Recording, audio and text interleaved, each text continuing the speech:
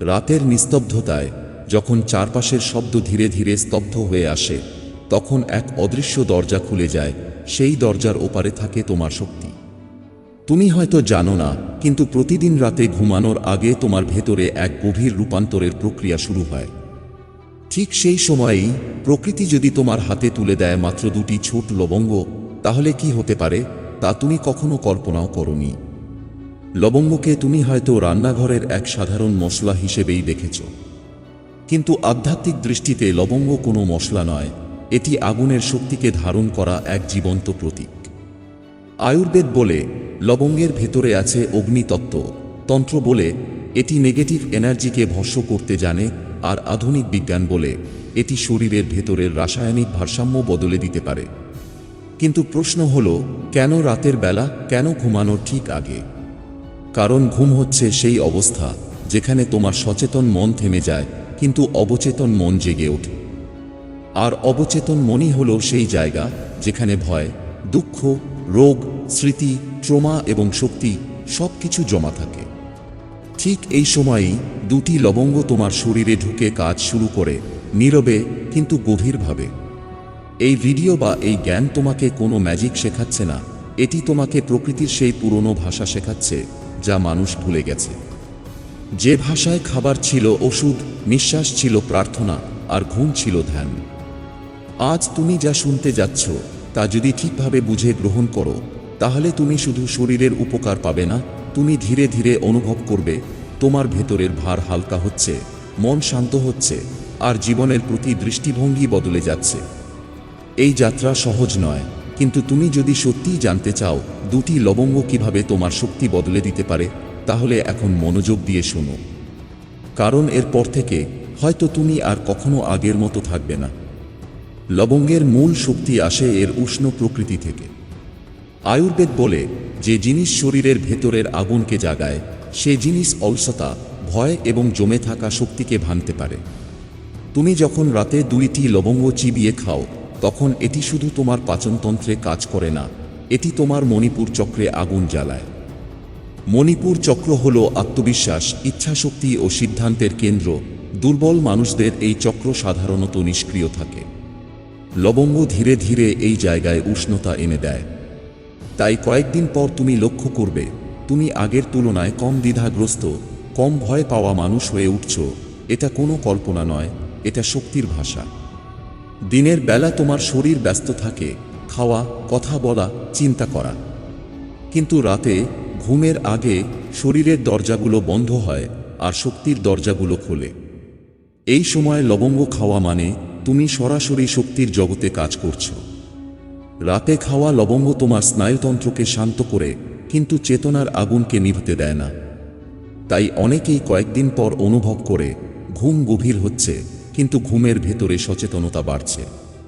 স্বপ্ন পরিষ্কার হচ্ছে, অকারণ ভয় কমছে। এটা হচ্ছে শক্তি ও চেতনার সমন্বয়।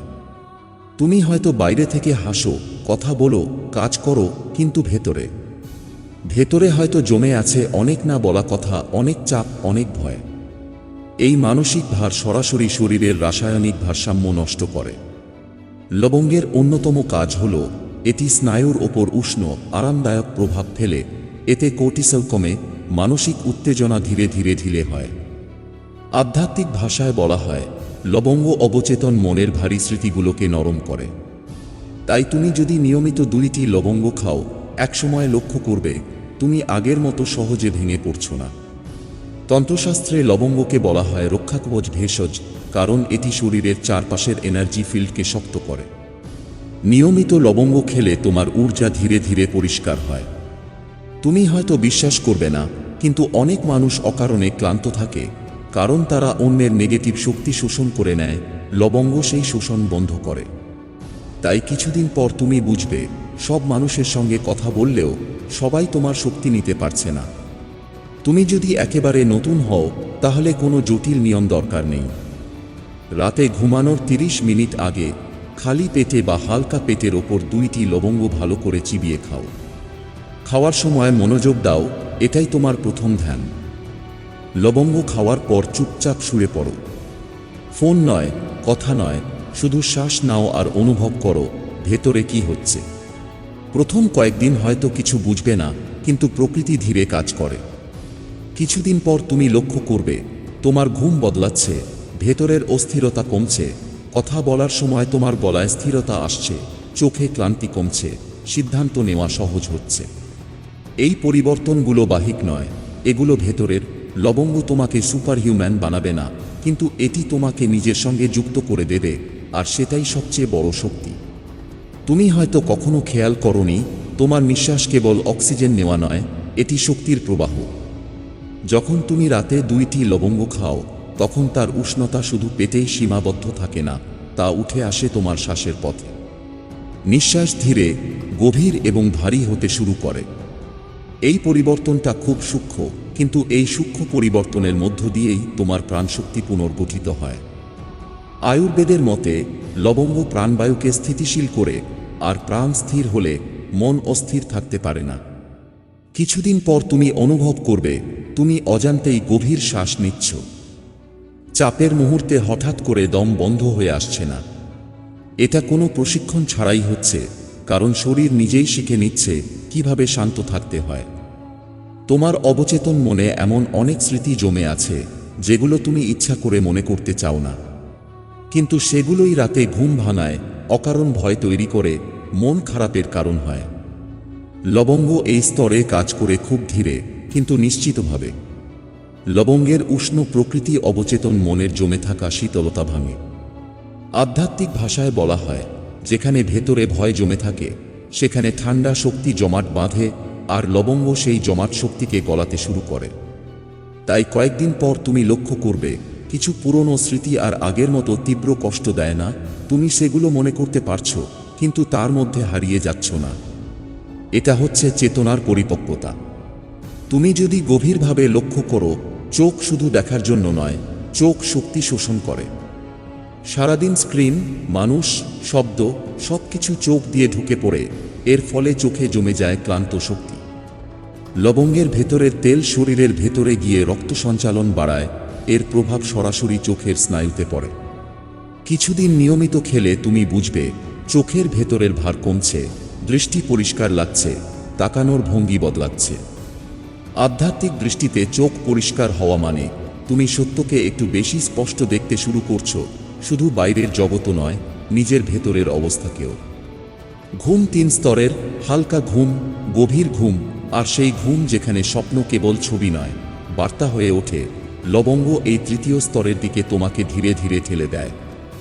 নিয়মিত লবঙ্গ খেলে অনেকেই লক্ষ্য করে স্বপ্ন আরও স্পষ্ট হচ্ছে, এলোমেলো নয়, বরং অর্থপূর্ণ। কিছু স্বপ্ন ভয় দেখায় না, বরং ভাবায় এটা কোনো কাকতালীয় নয়। যখন শরীর বিষমুক্ত হয় আর মন শান্ত হয়, তখন অবচেতন মন তোমার সঙ্গে কথা বলতে শুরু করে। স্বপ্ন তখন হয়ে ওঠে চেতনার ভাষা। আত্মবিশ্বাস চিৎকার করে আসে না, এটি নীরবে জন্ম নেয়। লবঙ্গ সেই নীরব জন্মের পরিবেশ তৈরি করে। নিয়মিত খেলে তুমি বুঝবে তোমাকে আর নিজেকে প্রমাণ করতে ইচ্ছা করছে না। এই অবস্থা তখন আসে যখন মণিপুর চক্র ধীরে ধীরে সক্রিয় হয়। তুমি কথা বলার সময় কম কথা বলছো, কিন্তু ওজনদার কথা বলছো। সিদ্ধান্ত নেওয়ার সময় বেশি ভাবছো না, কিন্তু ভুলও কম হচ্ছে। এই আত্মবিশ্বাস অহংকার নয়, এটি শান্ত, স্থির ও গভীর। শুরুর দিকে তুমি লবঙ্গ খাও শুধু উপকারের আশায়, কিন্তু কিছুদিন পর তুমি লক্ষ্য করবে তোমার শরীর তোমাকে সংকেত দিচ্ছে। কখন বিশ্রাম দরকার, কখন কথা বলা উচিত, কখন চুপ থাকা উচিত, এই বোধ তৈরি হয়। এটাই হচ্ছে প্রকৃত আধ্যাত্মিক উন্নতি। কোনো মন্ত্র নয়, কোনো আচার নয়, শুধু শরীর ও চেতনার সংযোগ। লবঙ্গ এখানে একটি মাধ্যম, শিক্ষক নয়। শিক্ষক হচ্ছে তোমার অভিজ্ঞতা। তুমি হয়তো জানো না, কিন্তু তোমার ভেতরের অবস্থাই তোমার বাইরের অভিজ্ঞতা তৈরি করে। তুমি যখন ভেতরে অস্থির থাকো, তখন জীবনেও অস্থির মানুষ ও ঘটনা আসে। লবঙ্গ এই জায়গায় কাজ করে খুব নীরবে। এটি তোমার ভেতরের ফ্রিকোয়েন্সি বদলাতে শুরু করে। যখন নিয়মিত রাতে 2টি লবঙ্গ খাও, তখন তোমার স্নায়ু শান্ত হয়, মন স্থির হয়। এই স্থিরতাই হলো আকর্ষণ শক্তির আসল ভিত্তি। আধ্যাত্মিক ভাষায় বলা হয়, যে মানুষ নিজের ভেতরে শান্ত, সে মানুষ বাইরের জগতে অপ্রয়োজনীয় সংঘর্ষ টানে না। কিছুদিন পর তুমি লক্ষ্য করবে তর্ক কম হচ্ছে, অকারণে ঝামেলা আসছে না, মানুষ তোমার সঙ্গে কথা বলার সময় অদ্ভুতভাবে নরম হয়ে যাচ্ছে। এটা কোনো কৌশল নয়, এটা তোমার শক্তির পরিবর্তন। তুমি হয়তো খেয়াল করনি, কিন্তু জীবনের একটা সময় আসে যখন কিছু মানুষ স্বাভাবিকভাবেই দূরে সরে যায়, আবার কিছু মানুষ হঠাৎ কাছে আসে। লবঙ্গ এই প্রক্রিয়াকে দ্রুত করে দেয়। কারণ যখন তোমার শক্তি পরিষ্কার হতে শুরু করে, তখন যারা শুধু তোমার দুর্বলতা বা অস্থিরতার সঙ্গে যুক্ত ছিল তারা স্বস্তি পায় না, তারা দূরে সরে যায়। আর যারা স্থির, সত্যিকারের সংযোগ চায়, তারা ধীরে ধীরে কাছে আসে। এটা বিচ্ছেদ নয়, এটা শক্তির পুনর্বিন্যাস। এই অভ্যাস সবাই সহ্য করতে পারে না, কারণ লবঙ্গ শুধু আরাম দেয় না, এটি ভেতরের অস্বস্তিকেও উপরে তোলে। যখন জমে থাকা ভয়, দুঃখ, রাগ নড়াচড়া শুরু করে, তখন অনেকেই থেমে যায়। আধ্যাত্মিক পথে এটাকে বলা হয় প্রতিরোধের স্তর। এখানে শরীর বা মন নানা অজুহাত দেখায়, অস্বস্তি, অদ্ভুত অনুভব, ঘুমের ভিন্নতা। এগুলো খারাপ লক্ষণ নয়, এগুলো ইঙ্গিত যে ভেতরে কাজ হচ্ছে। লবঙ্গ আজীবনের জন্য নয়, প্রকৃতি কখনো নির্ভরতা শেখায় না। কিছুদিন পর তোমার শরীর নিজেই সংকেত দেবে, আজ আর দরকার নেই।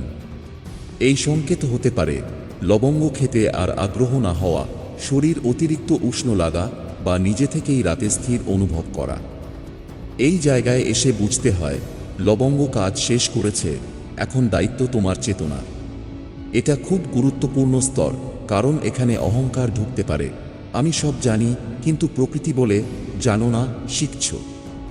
সব পরিবর্তন শব্দ করে আসে না, কিছু পরিবর্তন নীরবে ঘটে। লবঙ্গ সেই নীরব পরিবর্তনের পথ খুলে দেয়। তুমি হয়তো কাউকে কিছু বলছো না, কিন্তু সবাই টের পাচ্ছে তুমি বদলাচ্ছ। এই পরিবর্তন কোনো অভিনয় নয়, এটা গভীর থেকে আসা, আর গভীর থেকে আসা পরিবর্তন কখনো জোর করে দেখাতে হয় না। মানুষের সবচেয়ে কঠিন সম্পর্ক নিজের সঙ্গেই। নিজেকে দোষ দেওয়া, নিজেকে ছোট করা, নিজের ওপর রাগ, এসব নীরবে শক্তি খেয়ে ফেলে। লবঙ্গ এই জায়গায় কাজ করে খুব ধীরে। যখন মন শান্ত হয়, তখন নিজের কথা শোনা যায়, নিজের সীমাবদ্ধতাকে ক্ষমা করা যায়। এই ক্ষমাই হলো আসল নিরাময়। এখানে কোনো মন্ত্র নেই, আছে শুধু গ্রহণ। এতক্ষণ পর্যন্ত তুমি দেখেছ লবঙ্গ কিভাবে মন, শ্বাস, ঘুম ও সম্পর্ককে স্পর্শ করে। কিন্তু এর সবচেয়ে গোপন কাজটি ঘটে চক্রগুলোর মধ্যে সংযোগ তৈরি করে। লবঙ্গ সরাসরি কোনো একটিমাত্র চক্রে থেমে থাকে না, এটি নিচ থেকে উপরের দিকে শক্তিকে উঠতে সাহায্য করে। প্রথমে এটি মণিপুর চক্রে আগুন জ্বালায়, তারপর সেই আগুন ধীরে ধীরে হৃদয় চক্রে উঠে এসে কঠোরতাকে নরম করে, এরপর কণ্ঠচক্রে গিয়ে সত্য বলার শক্তি দেয়। তাই তুমি লক্ষ্য করো, তুমি আগের মতো মিথ্যে বা অর্ধসত্যে স্বস্তি পাও না। এই উল্লম্ব শক্তি যাত্রা খুব ধীরে হয়, কিন্তু একবার শুরু হলে তোমার ভেতরের বিভাজন কমতে থাকে। তুমি আর আলাদা আলাদা মানুষ হয়ে থাকো না, ঘরে এক রকম, বাইরে আরেক রকম। জীবনের সবচেয়ে বড় যন্ত্রণা আসে সিদ্ধান্তহীনতা থেকে। কি করব না, এই দ্বন্দ্ব ভেতরের শক্তিকে ক্ষয় করে। লবঙ্গ এই জায়গায় সরাসরি কাজ করে না, কিন্তু পরোক্ষভাবে সবচেয়ে বড় প্রভাব ফেলে। যখন মন শান্ত হয়, শরীর ভারমুক্ত হয়, তখন সিদ্ধান্ত নিজে থেকেই স্পষ্ট হতে থাকে। তুমি আর হাজারটা মতামত খুঁজে বেড়াও না, ভেতর থেকেই একটা হ্যাঁ বা না উঠে আসে। এই অবস্থাকে আধ্যাত্মিক ভাষায় বলা হয় অন্তর্জ্ঞান সক্রিয় হওয়া। লবঙ্গ এই অন্তর্জ্ঞানকে জাগিয়ে তোলে, কারণ এটি কোলাহল কমায়। তুমি কি খেয়াল করেছ, যখন মন অস্থির থাকে, তখন সময়ও শত্রু মনে হয়, সবকিছু তাড়া করছে বলে মনে হয়। লবঙ্গ নিয়মিত খেলে এই অনুভূতিটা বদলাতে শুরু করে। তুমি সময়কে আর হারাতে চাও না, তুমি সময়ের ভেতরে থাকতে শেখো, কাজ করতে করতেই তুমি সেখানে উপস্থিত থাকো। এটা উৎপাদনশীলতার কথা নয়, এটা চেতনার গতি বদলানোর কথা। যখন চেতনার গতি ধীর হয়, তখন জীবন গভীর হয়, আর গভীর জীবন মানেই কম আফসোস। অনেকে ভাবে আবেগ দমন করাই শক্তি, আবার কেউ ভাবে সব আবেগ প্রকাশ করাই মুক্তি। লবঙ্গ এই দুই চরমের মাঝখানে নিয়ে আসে। নিয়মিত লবঙ্গ খেলে তুমি লক্ষ্য করবে, তুমি আর আবেগ চাপা দিচ্ছ না, আবার অকারণে বিস্ফোরণও ঘটাচ্ছ না। আবেগ আসে, থাকে, আবার চলে যায়। এই অবস্থাকে বলা যায় প্রবাহের সঙ্গে থাকা। লবঙ্গের আরেকটি গভীর প্রভাব হল এটি তোমাকে সতর্ক করে তোলে, কিন্তু ভয় দিয়ে নয়, নীরব সংকেত দিয়ে। তুমি হঠাৎ বুঝতে পারো, এই জায়গাটা আমার জন্য ঠিক না, এই মানুষটা আমার শক্তি নিচ্ছে, এই কথাটা বলা উচিত নয়। এই বোধ কোনো সন্দেহ নয়, এটা শান্তি। এটাই আসলে আত্মরক্ষার উচ্চতর স্তর। এখানে আর রাগ লাগে না, লড়াই লাগে না, শুধু দূরে সরে যাওয়াই যথেষ্ট হয়। অনেকেই ভাবে ভাগ্য বদল মানে বড় ঘটনা, হঠাৎ টাকা, হঠাৎ সাফল্য, কিন্তু প্রকৃত ভাগ্য বদলায় ছোট ছোট মোড়ে। লবঙ্গ এই ছোট মোড়গুলোতে কাজ করে। তুমি হয়তো লক্ষ্যই করবে না, কিন্তু তুমি এমন একটা সিদ্ধান্ত নিলে যেটা আগের তুমি নিতে না। তুমি এমন একটা কথোপকথন এড়িয়ে গেলে যেটা তোমাকে ক্ষতি করত। তুমি এমন একটা সুযোগ গ্রহণ করলে যেটা আগে ভয় পেতে। এই ছোট পরিবর্তনগুলো মিলেই বড় পথ তৈরি হয়। এই স্তরে এসে লবঙ্গ আর কেন্দ্রীয় বিষয় থাকে না, কারণ তুমি ইতিমধ্যেই সেই অবস্থায় ঢুকতে শুরু করেছ যেখানে লবঙ্গ তোমাকে নিয়ে গিয়েছিল। তুমি শান্ত থাকো কারণ তুমি সচেতন, তুমি স্থির থাকো কারণ তুমি শুনতে জানো। লবঙ্গ তখন সম্মানের সঙ্গে সরে যায়। এটা শেষ নয়, এটা প্রস্তুতি। এই দীর্ঘ যাত্রার একেবারে শেষে এসে তুমি হয়তো লক্ষ্য করবে তুমি আর কিছু চাইছো না, না সুখ, না সাফল্য, না নিরাপত্তা, কারণ ভেতরে একটা নীরব পূর্ণতা জন্মেছে। লবঙ্গ তোমাকে এটা শেখায়নি, লবঙ্গ শুধু সেই জায়গাটা পরিষ্কার করেছে যেখানে এই পূর্ণতা আগে থেকেই ছিল। যখন রাতে 2টি লবঙ্গ খেয়ে তুমি চুপচাপ শুয়ে পড়তে, তখন অজান্তেই তুমি প্রার্থনায় ঢুকে পড়েছিলে। কোনো শব্দ ছাড়াই, কোনো ঈশ্বরের নাম ছাড়াই। এটাই সবচেয়ে বিশুদ্ধ প্রার্থনা, কৃতজ্ঞ উপস্থিতি। তুমি তখন আর জীবনের কাছে অভিযোগ করো না, তুমি শুধু থাকো। আর থাকার মধ্যেই জীবনের সঙ্গে তোমার মিলন ঘটে। এই পথে হাঁটতে গিয়ে হয়তো একসময় মনে হয়েছিল মানুষ কমে যাচ্ছে, কথা কম হচ্ছে, ভিড় আর টানছে না, কিন্তু এখন তুমি বুঝতে পারছো এটা নিঃসঙ্গতা ছিল না, এটা ছিল ভিতরের শব্দ কমে যাওয়ার প্রক্রিয়া। যখন ভেতরের কোলাহল থামে, তখন বাইরের ভিড়ের দরকার পড়ে না। এই জায়গায় এসে তুমি আর কারো সঙ্গে যুক্ত হওয়ার জন্য ব্যাকুল নও, তবুও মানুষ তোমার সঙ্গে যুক্ত হতে চায়, কারণ পূর্ণ মানুষ অজান্তেই আশ্রয় হয়ে ওঠে। তুমি আর লবঙ্গ খাচ্ছ না, কারণ তুমি ইতিমধ্যেই সেই অবস্থায় প্রবেশ করেছ যেখানে লবঙ্গ তোমাকে পৌঁছাতে চেয়েছিল। তুমি বসে আছো, হাঁটছো, কাজ করছো, কিন্তু ভেতরে একটা নীরব স্থিরতা আছে। এই স্থিরতাই ধ্যান। কোনো চোখ বন্ধ করা দরকার নেই, কোনো ভঙ্গি দরকার নেই, তুমি আছো, এই সত্যটাই যথেষ্ট। সবচেয়ে বড় যে সত্যতা তোমার সামনে দাঁড়ায় তা হলো তুমি নতুন কিছু হওনি, তুমি শুধু নিজের কাছে ফিরে এসেছ। লবঙ্গ কোনো জাদু করেনি, তুমি নিজেই নিজের ভেতরের দরজাগুলো খুলেছ। এটাই আসল শক্তি, চিৎকার নয়, প্রমাণ নয়, শুধু শান্ত উপস্থিতি। আজ এই মুহূর্তে যদি তুমি এই কথাগুলো শুনে 1 সেকেন্ডের জন্য থেমে গিয়ে থাকো, যদি মনে হয়ে থাকে হ্যাঁ এটা আমি অনুভব করেছি, তাহলে জেনে রেখো এই ভিডিওটা কন্টেন্ট ছিল না, এটা ছিল তোমার নিজের ভেতরের স্মরণ। এই স্মরণকে একা রেখো না। যদি এই যাত্রার কোনো অংশ তোমার হৃদয়ে স্পর্শ করে থাকে, তাহলে লাইক করো কৃতজ্ঞতার চিহ্ন হিসেবে। শেয়ার করো, কারণ হয়তো কেউ আজ রাতে অন্ধকারে একা শুয়ে আছে। আর কমেন্ট করো, কারণ তোমার অনুভবই কারো পথ চলা শুরু হতে পারে। তুমি আজ কিছু শেখোনি, তুমি শুধু নিজেকে একটু বেশি মনে রেখেছ। আর সেটাই সবচেয়ে বড় জাগরণ।